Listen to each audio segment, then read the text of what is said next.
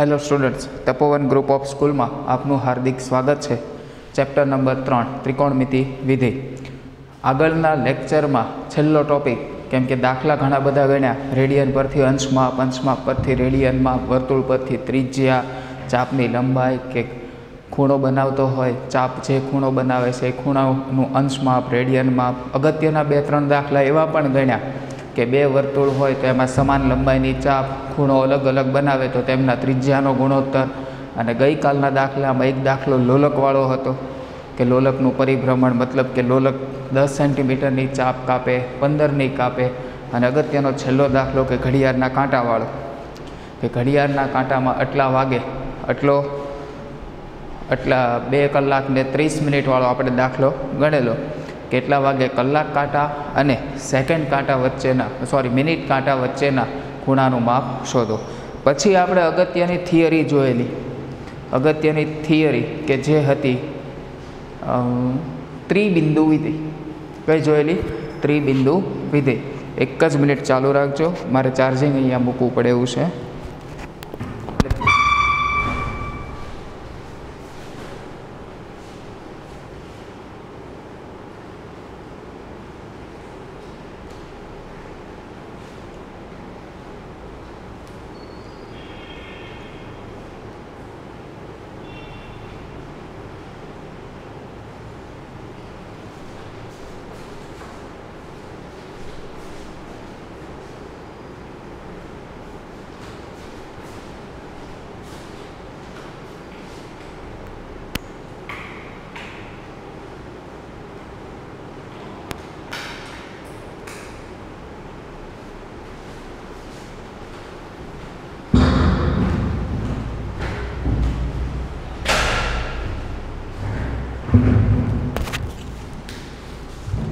चलो आगळ आपणे जोयेली छेल्ली थियरी त्रिबिंदु विधेय એટલે કે trigonometric point function. Trigonometric point function કે f of r from r cross r, f of r to r cross r for all theta belongs to r। for all એટલે દરેક।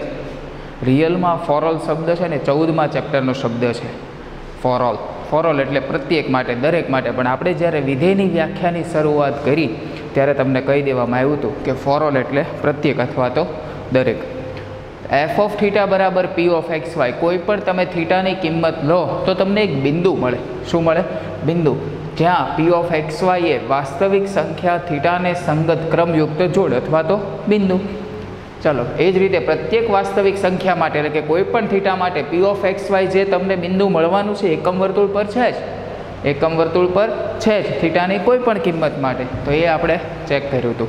ત્યારબાદ એની આકૃતિ જોઈ તમને બતાવ્યું હતું 1 0 π/2 a ડેશ b ડેશ એકમ વર્તુળ પરના 4 બિંદુઓ, એફ ઓફ થીટા 0 પાસે 2π પાસે, અને અલગ અલગ કિંમત લઈને આપણે ચેક કર્યું હતું। અને છેલ્લો પોઈન્ટ એવો આપણે નક્કી કરેલો કે એફ ઓફ થીટા બરાબર P of X Y, F of theta બરાબર પી ઓફ એક્સ વાય। તો એ જે બિંદુ મળે છે એ કોસ થીટા અને સાઇન થીટા જ છે। એટલે કે આ એક્સ બરાબર કોસ થીટા અને વાય બરાબર સાઇન થીટા, એક્સ બરાબર કોસ થીટા અને વાય બરાબર સાઇન થીટા। તો હવે આપણે આના પછીની આગળની થિયરીની ચર્ચા કરીએ કે જે તમે 10મા ધોરણમાં જોઈને આવ્યા છો, પણ એના ગુણોત્તર જોઈને આવ્યા છો। ત્રિકોણમિતીય ગુણોત્તર, ત્રિકોણમિતીય ગુણોત્તર। તો જે ત્રિકોણમિતિ વિધેય છે, ત્રિકોણમિતિ જે વિધેય છે એ હવે રિયલમાં શરૂ થાય છે। તો ત્રિકોણમિતિ વિધેય ટોટલ છે 6। કેટલા છે? 6। એના નામ માત્ર તમને આવડે છે, એના નામ માત્ર તમને આવડે છે। અમુક એની કિંમત પણ તમને શોધતા આવડતું હશે કે આ પાસે ઓલું ટેબલ જે તમે યાદ રાખીને આવતા તે 0 30 45 60 અને 90, પણ એ કઈ રીતે આવે, કઈ રીતે એના નામ આવે, એના ફૂલ ફોર્મ શું આવે, એ બધો જ એનો ડિટેલમાં ખ્યાલ એટલે ત્રિકોણમિતિ વિધેય। તો ત્રિકોણમિતિ વિધેયની આપણે શરૂઆત કરીએ તો થિયરી નંબર 6 જ આવે છે ને, થિયરી નંબર 6 ત્રિકોણમિતિ વિધેયો। ત્રિકોણમિતીય વિધેયો જે 6 વિધેય છે એમાંનું પહેલું વિધેય કોસાઇન વિધેય। કોસાઇન વિધેય। ચલો કોસાઇન વિધેય એનું ફૂલ ફોર્મ આપેલું છે કોસાઇન, પણ એના માત્ર પહેલાં 3 અક્ષર લઈ લો. એના માત્ર પહેલાં 3 અક્ષર. તો પહેલાં 3 અક્ષર એટલે કોસ, પહેલાં 3 અક્ષર એટલે કોસ. તો કોસાઇન વિધેય છે પણ એનું આખું નામ કોસાઇન છે, પણ ઓળખાય છે તો માત્ર કોસથી જ. શેનાથી? કોસથી. તો cos from R to R, cos from R to R. આ R છે એ તમારો પ્રદેશ છે, આ R છે એ તમારો સહપ્રદેશ છે. અહીંયા અત્યાર સુધી તમે F લખતા હતા. F એટલે તો કે વિધેય. અહીંયા તમે શું લખ્યું? તો કે કોસ. કોસ એટલે વિધેય જ. કોસ પણ વિધેય જ છે. તો cos from R to R for all theta belongs to R. For all theta belongs to R. થીટાની તમે કોઈ પણ કિંમત લઈ લો. ક્યાંથી? R માંથી. તો કોસ થીટા જે તમને મળશે એટલે કે કોસ થીટા બરાબર x. કોસ થીટા બરાબર x. હવે તમને એમ થાય આમાં x તો ક્યાંય ચર્ચામાં આવ્યું જ નથી. ક્યાંથી આવ્યું? આગળની થિયરીનું બોર્ડ એટલે જ મેં રહેવા દીધું હતું કે ત્રિબિંદુ વિધેયનો એક્સયામ એટલે જ કોસ અને ત્રિબિંદુ વિધેયનો વાયયામ એટલે જ સાઇન. તો અહીંયા લખવું હોય તો લખાય ત્રિબિંદુ વિધેયનો એક્સયામ. ત્રિબિંદુ વિધેયનો એક્સયામ યાદ રહેશે. આકૃતિ દોરવાની જરૂર પડશે કે ચાલશે? ચલો જોઈ લઈએ, છતાં પહેલી વાર છે એટલા માટે. આ એકમ વર્તુળ તમારું એ ડેશ બી અને બી ડેશ. બિંદુના નામ હું નથી લખતો. અહીંયા 0 થી તમે શરૂ કરો છો, π/2 પાસે આવો છો, પાઈ પાસે આવો છો, 3π/2 અને 2π. કદાચ તમે રિવર્સ ચાલતા હોય તો અહીંયા આવશે -π/2, અહીંયા આવશે -π, અહીંયા આવશે -3π/2 અને અહીંયા આવશે -2π. -2π. હવે એ ડેશ બી અને બી ડેશ એના નામ તો યાદ, મતલબ કે એના બિંદુ જે આવવાના એ તો ખ્યાલ જ છે ને તમને.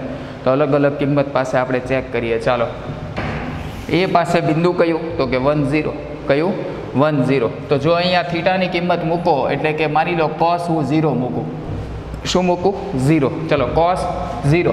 કોસ 0 બોલો એટલે 0 પાસે અહીંયા જે બિંદુ હોય એનો એક્સયામ. તો આ બિંદુ મારું કયું છે? 1 0. એનો એક્સયામ કયો છે? 1. તો બોલો કોસ 0 બરાબર શું લખાય? 1. કોસ 0 બરાબર શું લખાય? 1. યાદ રહેશે? પાક્કું?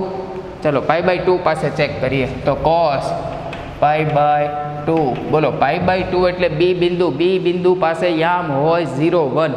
કયા હોય? 0 1. એનો એક્સયામ કયો? તો કે 0. તો બોલો કોસ π/2 એટલે 0.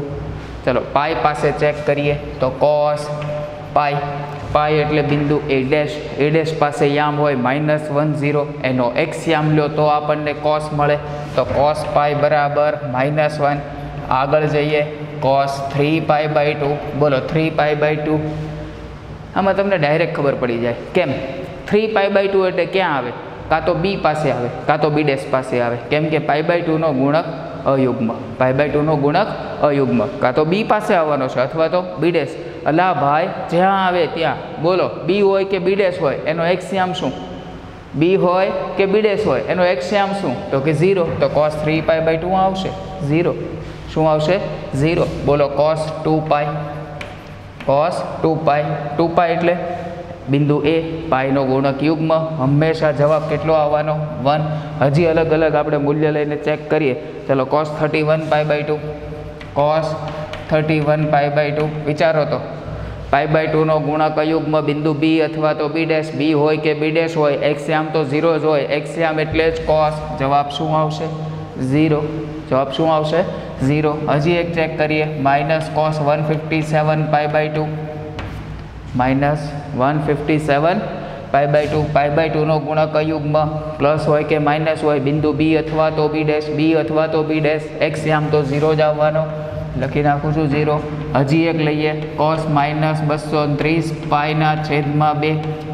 બોલો cos -230π/2 નો ગુણક યુગ્મ છે. ભાગ તો ચાલવાનો, ચલાવો ભાગ. તો cos -115 આવે. હા કે ના? 100 ગુણ્યા 2 અને 15 ગુણ્યા 2 એટલે 30. તો માઇનસ એટલે કે cos -115π चलो 115 पाई युग्म होय के पाईनो गुणक केवो छे अयुग्म ऋण संख्या छे क्या आववानो ए डैश आगळ तो बोलो ए डैश आगळ जवाब -1 ए डैश आगळ जवाब केटलो आवशे -1 केम के cos एक्सियाम एटले ज cos एक्सियाम एटले ज cos तो हवे तमने एटली खबर पड़ी जवी पड़े के त्रिबिंदु विधेयनो एक्सियाम एटले cos अने वायाम एटले sin त्रिबिंदु विधेयनो एक्सियाम एटले cos अने वायाम एटले sin याद रहेशे पाक्कू तो आ तमे cos नी माहिती मेळवी खाली मात्र प्रदेश अने सहप्रदेश for all theta belongs to R theta नी कोईपण किंमत माटे cos थीटा नु जे मूल्य मळे ए x x एटले त्रिबिंदुनो एक्सियाम त्रिबिंदुनो एक्सियाम हवे एना आपणे शून्यना चर्चा करीए के cos ना शून्योनो गण cos ना शून्योनो गण cos 0 क्यारे थाय एकम वर्तुळ पर खबर पड़ी ज जाए बोलो अहींया cos 0 थाय ना अहींया थाय ना अहींया थाय तो के हाँ अहींया थाय तो के हाँ कई कई किंमत आगळ थाय π/2 3π/2 5π/2 7π/2 9π/2 11π/2 ए ज रीते माइनस वाली पण किंमत आवे एनो मतलब cos ना शून्यना गणमां किंमत लखी होय तो आवी लखाय +or-π/2 +or-3π/2 +or-7π/2 +or-9π/2 तबड़क तबड़क चालू ज रहे ने पण आ बधी किंमत ना लखवी होय तो याद करो एकम वर्तुळ परथी एक आपणे टेबल बनावेलुं के ए पासे महती किंमतनो गण ए डैश पासे महती किंमतनो गण बी के बी डैश अथवा बी डैश बंने साथे राखीने पण आपणे गणनी चर्चा करेली तो ए बी अने बी डैश बंने समाई जाय एवुं गण मारे लखवो होय तो लखाय छगड़िया काउंसमां 2n+1 π/2 के ज्यां n belongs to z 2n+1 π/2 के ज्यां n बिलोंग्स टू z आ थई गयो तमारा शून्यनो गण आमां n नी किंमत तमे कोई पण मूको किंमत तमने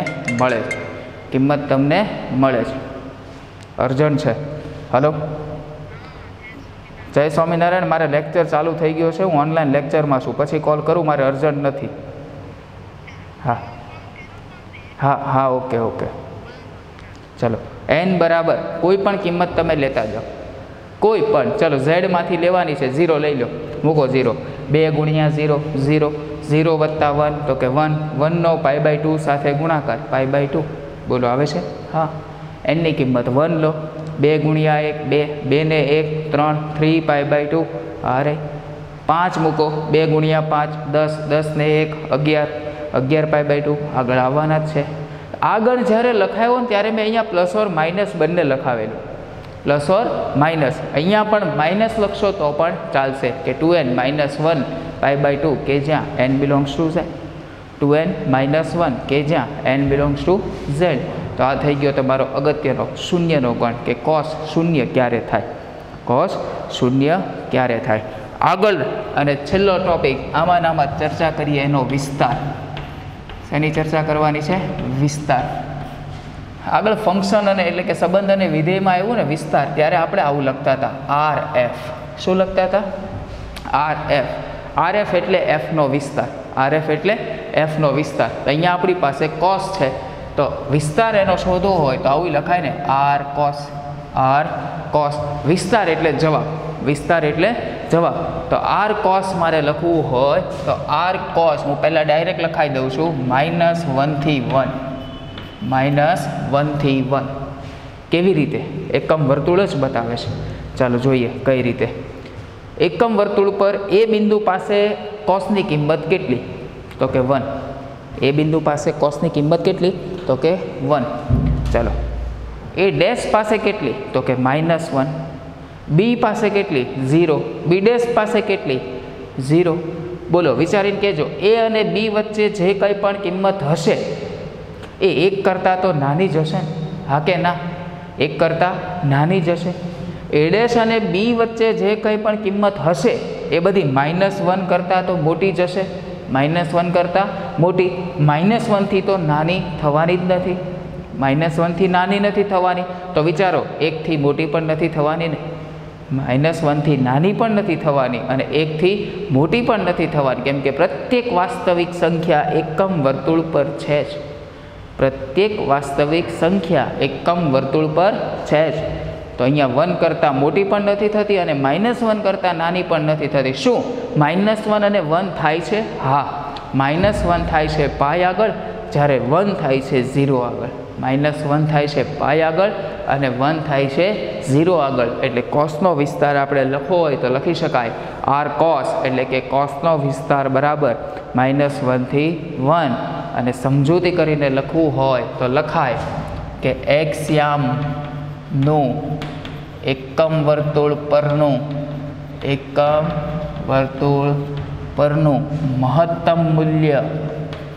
મહત્તમ મૂલ્ય કેટલું છે? 1. અને ન્યૂનતમ મૂલ્ય કેટલું છે? -1. માટે r cos, કોસનો વિસ્તાર -1 થી 1. કોસનો વિસ્તાર ક્યાંથી ક્યાં? -1 થી 1. તો આ થઈ ગઈ કોસ વિધેયની વાત. કોસનો પ્રદેશ, એની વ્યાખ્યા, એકમ વર્તુળ પર બતાવ્યું, એના મૂલ્ય લીધા, કોસ શૂન્ય ક્યારે થાય એ આપણે જોયું, અને એનો વિસ્તાર યાદ રહેશે. એકવાર જોઈ લો ફરીવાર.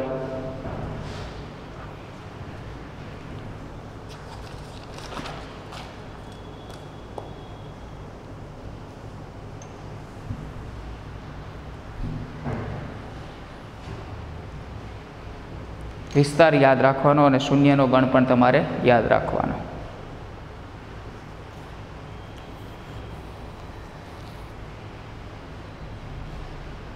ઓકે, તો હવે જોઈએ આના પછીનું વિધેય સાઇન. હવે થોડુંક સ્પીડમાં ચાલશે, બરાબર. હું મારી રીતે જ કંટ્રોલમાં રાખીશ, પણ શું છે કે આ જ વસ્તુ બેઠી આવશે. મતલબ એનો પ્રદેશ, સહપ્રદેશ શોધો, એને મૂલ્ય શોધો, શૂન્યનો ગણ શોધો અને એનો વિસ્તાર શોધો. ખ્યાલ આવે છે? તો ચલો જોઈએ આગળ. તો મારે જેમ જેમ જરૂર પડશે એ રીતે હું કાઢતો જઈશ, કે કાઢી જ નાખું? ચાલો કાઢી નાખીએ. લખો નંબર 2. એકમ વર્તુળ નહોતું કાઢવાનું.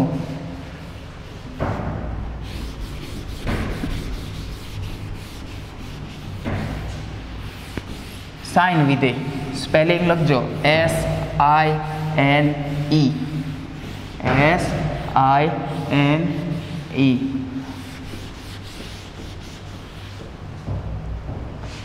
ચલો જોઈએ.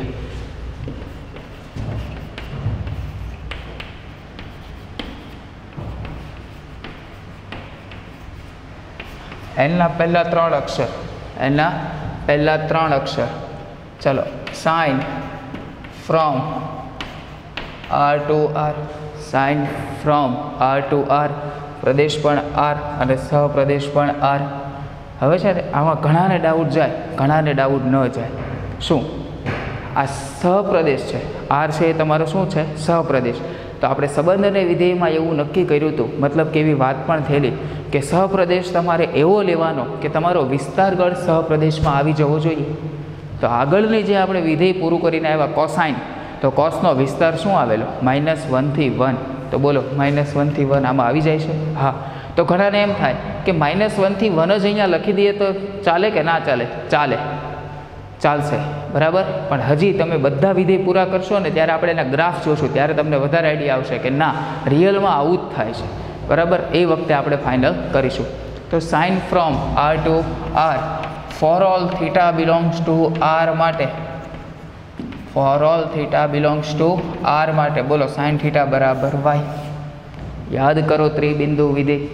ત્રિબિંદુનો એક્સયામ એટલે કોસ અને ત્રિબિંદુનો વાયયામ એટલે સાઇન. તો સાઇન થીટા બરાબર શું લખાય? y. હા કે ના? ત્રિબિંદુનો વાયયામ. પાક્કું? એકમ વર્તુળ દોરીએ. તમે નહીં દોરો તો ચાલશે. ચલો, A dash, B dash. A પાસે યામ 1 0 0 1 0 -1 0. કિંમત 0 2 પાઈ /2 -3 π/2. આ બાજુ બોલો કયા આવશે? -પાઈ અને પાઈ. આ બાજુ -π/2 અને 3 π/2. વાયયામ એટલે સાઇન. વાયયામ એટલે સાઇન. હવે તમને એવું કોઈ પૂછે કે 0 પાસે સાઇનનું મૂલ્ય કેટલું? કોની પાસે? 0 પાસે. ચલો સાઇન 0નું મૂલ્ય તમારે શોધવું છે. તો પહેલાં 0 ખૂણો ક્યાં આવે? તો કે એક્સ અક્ષની ધન દિશા. કોરોના. ચાલો એક્સ અક્ષની ધન દિશા. તો 0 પાસે સાઇનનું મૂલ્ય એટલે કે વાયયામ જોવાનું. બોલો તો 0 પાસે જે બિંદુ છે એનો વાયયામ કેટલો? ફરીવાર 0 પાસે જે બિંદુ છે એનો વાયયામ કેટલો? તો કે 0. તો બોલો સાઇન 0 બરાબર 0. સાઇન 0 બરાબર 0. ચાલો સાઇન π/2. સાઇન π/2. બોલો π/2 પાસે કેટલા આવશે? π/2 એટલે બિંદુ બી. π/2 એટલે બિંદુ બી. બિંદુ બી પાસે જો તમારે સાઇનનું મૂલ્ય શોધવું હોય તો એનો વાયયામ કેટલો આવશે? 1. કેટલો આવશે? 1. સાઇન પાઈ પાસે શોધવું હોય તો પાઈ પાસે બિંદુ -1 0નો વાયયામ તો કે 0. સાઇન 3π/2 પાસે શોધવું હોય તો 3π/2 એટલે બિંદુ બી ડેશ. બી ડેશ પાસે એનો વાયયામ શોધવો હોય તો આવશે કેટલો? -1. ચાલો સાઇન 2π પાસે એનું કિંમત શોધવી હોય 2π એટલે એ પાઈનો ગુણક યુગ્મ. 2π પાસે કિંમત શોધવું હોય તો વાયયામ એટલે 0. કેટલા આવશે? 0. આ તો આપણે એકમ વર્તુળ પરથી મેળવા. વચ્ચેની કોઈ પણ કિંમત તમે લઈ શકો. લઈએ આપણે 1-2 કિંમત. ચાલો π/2 -57 π/2. આ થોડું કટવાડે નહીં? હું હા જોઈ તો લો. -57 π/2. બોલો π/2 નો ગુણક કયો? તો કે -57. કેવો કહેવાય? તો કે અયુગ્મ. હા કે ના? હા. ધન છે કે ઋણ છે? ઋણ છે. ઋણને ભૂલી જાઓ. ઋણને ભૂલી જાઓ. આ બિંદુ મારે શોધવું છે કે ક્યાં આવવાનું છે? બી પાસે કે બી ડેશ પાસે? બી પાસે કે બી ડેશ પાસે? ચેક કરીએ. 57નો 4 વડે ભરો ભાગાકાર. 57નો 4 વડે ભાગાકાર એટલે 14 × 4 56. શેષ કેટલી વધે? 1. જો ધન પૂર્ણાંક હોય શેષ 1 વધે તો બિંદુ બી. ધન પૂર્ણાંક શેષ 1 વધે તો બિંદુ બી. ઋણ પૂર્ણાંક હોય શેષ 1 વધે તો બિંદુ બી ડેશ. હા કે ના? એનાથી ઉલટું. પાક્કું? તો અહીંયા બિંદુ મારું કયું આવવાનું? B dash. કયું આવશે? B dash. તો બોલો બી ડેશના યામ 0 - 1. 0 - 1 એનો વાયયામ જ લેવાનો કેમ કે સાઇનની ચર્ચા કરો છો. એ જ રીતે ચાલો સાઇન -31 π/2. π/2 નો ગુણક અયુગ્મ એટલે કે 31. કરો 4 વડે ભાગાકાર. 4 × 7 = 28. શેષ વધે 3. ઋણ છે. પછી ચર્ચા કરીએ. જો શેષ 3 વધે તો બી ડેશ હોય ધન માટે. જો શેષ 3 વધે તો બી ડેશ હોય તો ઋણ માટે ઉલટું થઈ જાય. તો કયું હશે? બી. બીના યામ કયા છે? 0 1. પણ એનો વાયયામ કયો છે? તો કે 1. તો બોલો અહીંયા શું આવવાનું? 1. કયું આવવાનું? 1. કદાચ કોઈ આવું આપે સાઇન -221 π.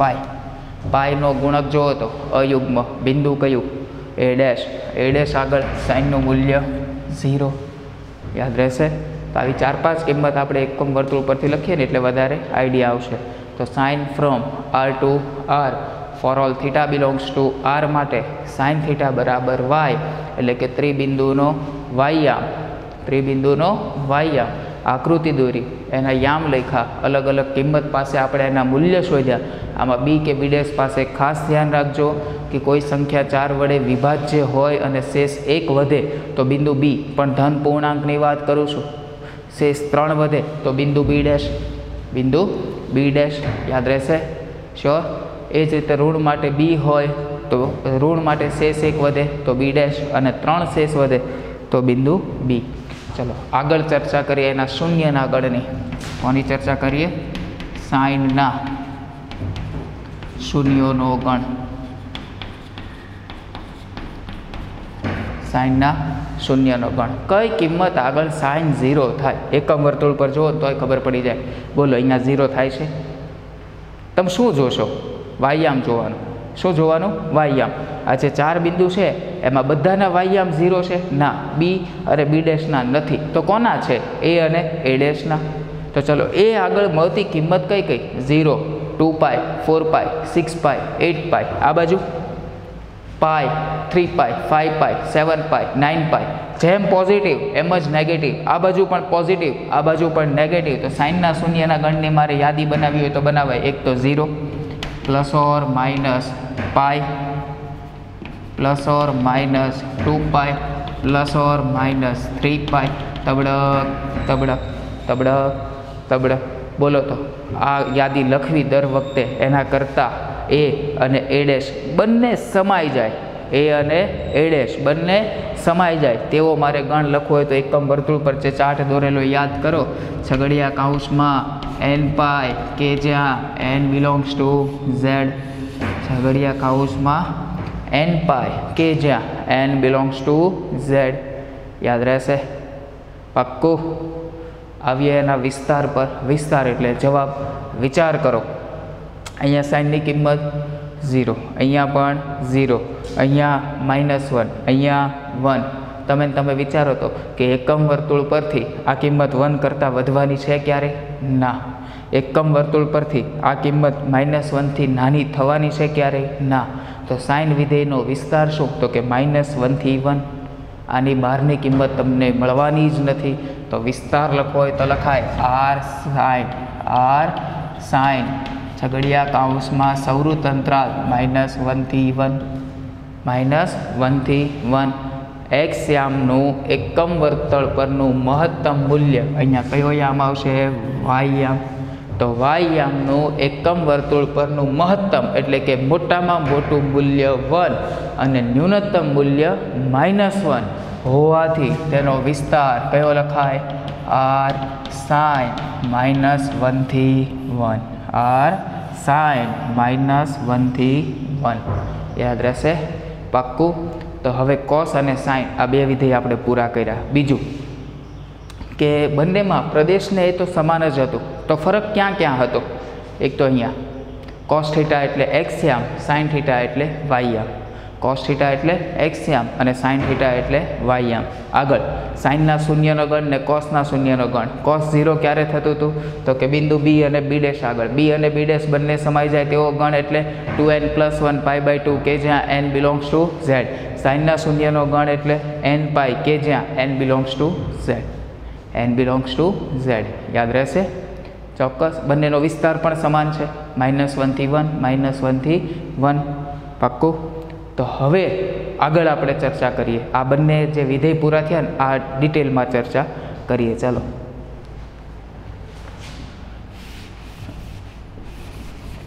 આ બંને વિધેય ઉપર જ છે, વધારે કંઈ નથી. 2 કે 3 લાઈન છે.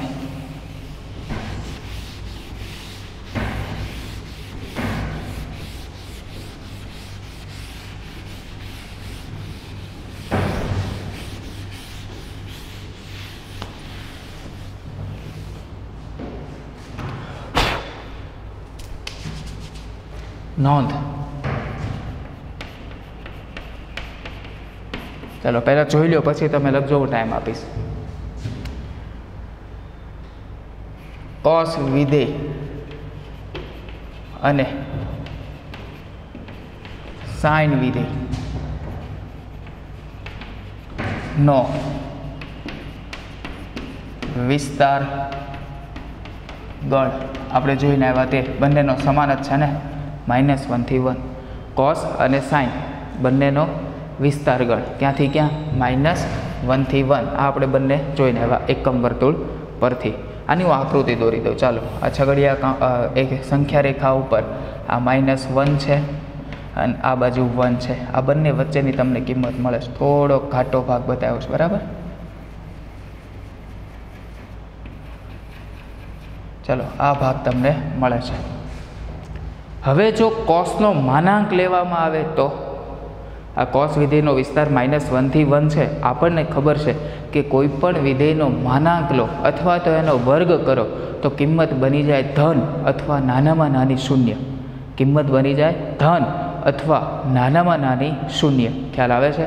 તો ચાલો માની લો કે -1 થી 1માં તમે કોઈ પણ કિંમત લો, એનો માનાંક લો એટલે કિંમત ધન જ બની જવાની છે. 1 કરતાં તો મોટી થવાની જ નથી, કેમ કે આપણે -1 કરતાં નાની નથી લેતા. -2 જો લેવાના હોય, -2 જો લેવાના હોય તો -2 લીધા હોય તો -2 નો માનાંક +2 થાય, પણ આપણી પાસે -2 લેવા એવી શક્યતા છે ના, કેમ કે કોસનો વિસ્તાર જ -1 થી 1 માં મળે છે, એની બહારની કિંમત મળતી જ નથી, આ બેની વચ્ચેની જ કિંમત મળે છે.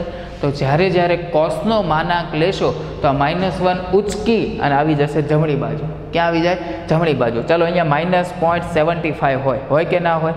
એનો માનાંક લો તો એ શું થઈ જાય? 0.75. 0ની ખૂબ જ નજીક -0.5 વખત 0 લખું ને પછી હું 1 લખું છું. ફરી વાર, 0ની ખૂબ જ નજીક ડાબી બાજુ એક સંખ્યા છે, કઈ?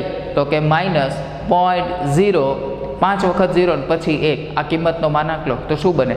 0.5 × 0 1. કેવી બની જાય? પોઝિટિવ. કેવી બની જાય? પોઝિટિવ. તો જ્યારે જ્યારે કોસનો કે સાઇન હોય, કોસ હોય કે સાઇન હોય, એનો જ્યારે માનાંક લેશો, શું લેશો?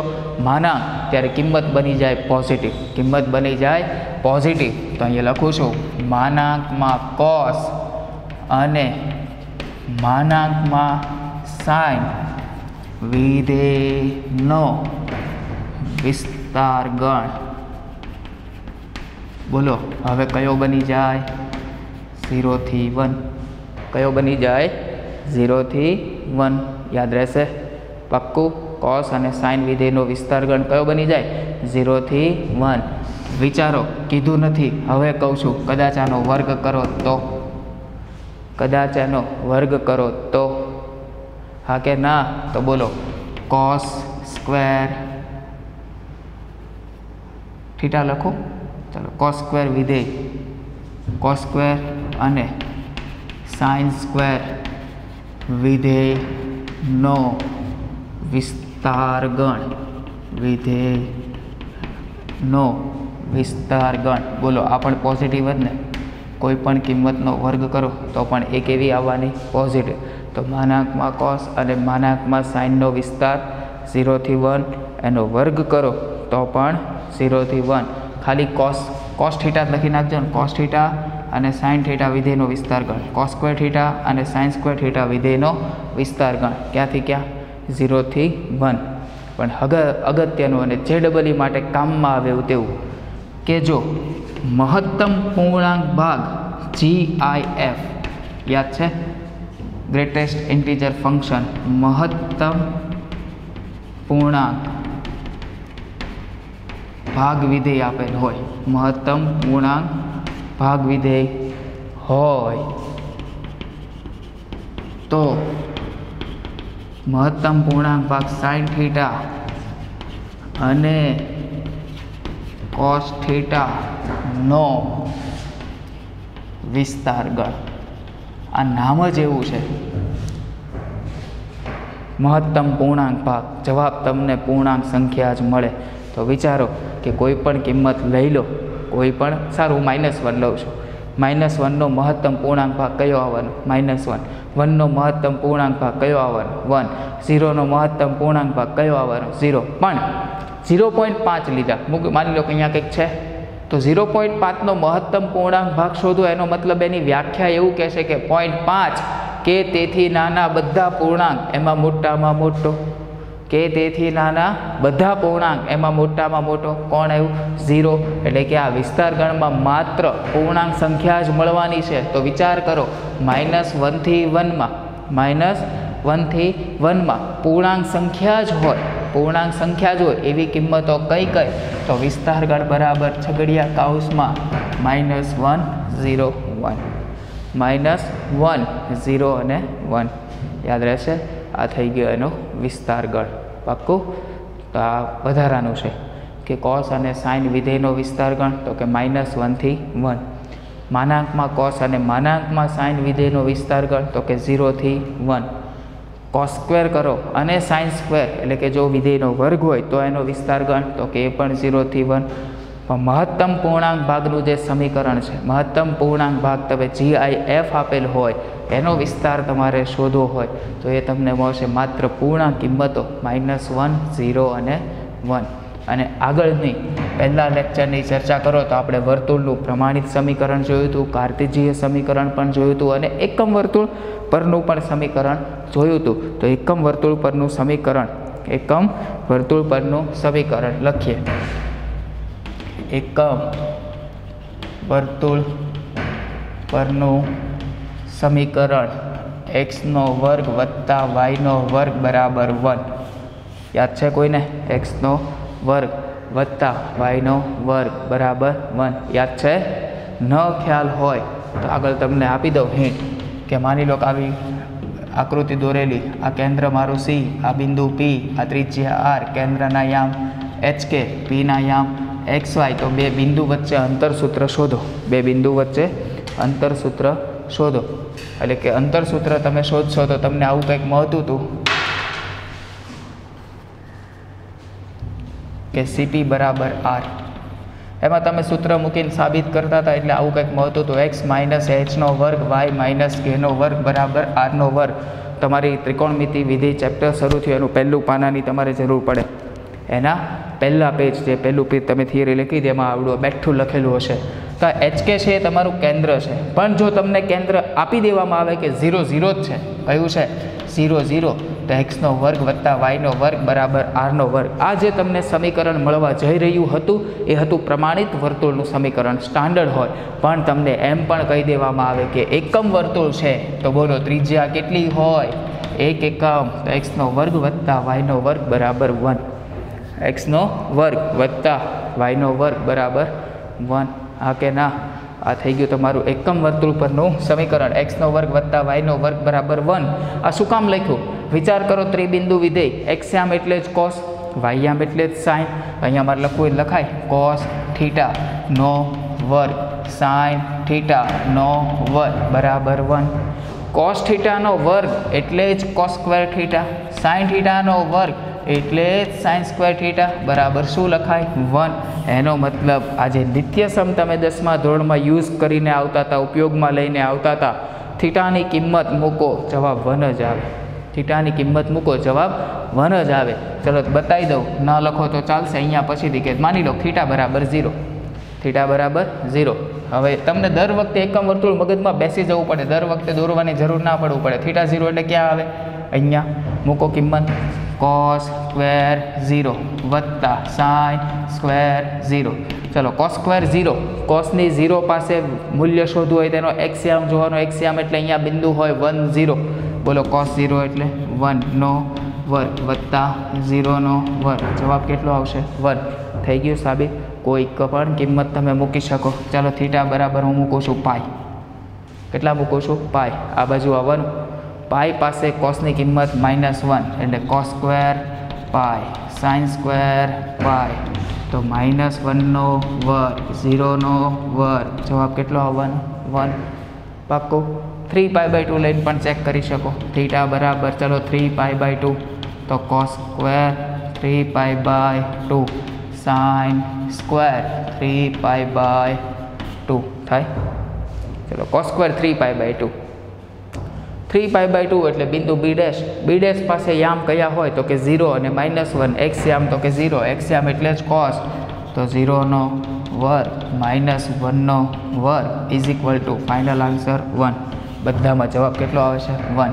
એટલે આ સમીકરણ તમારું સાબિત થઈ ગયું. કોસ સ્ક્વેર થીટા વત્તા સાઇન સ્ક્વેર થીટા બરાબર 1. કોસ સ્ક્વેર થીટા વત્તા સાઇન સ્ક્વેર થીટા બરાબર 1. યાદ રહેશે. તો આ બે વિધેય આપણે પૂરા કર્યા. આવતા લેક્ચરમાં આપણે આગળના જે બીજા વિધેય છે ટેન, કોટ, સેક અને કોસેકની ચર્ચા કરીશું. એટલું કમ્પ્લીટ લખજો, હોમવર્કમાં પણ લખવાનું છે. Thank you.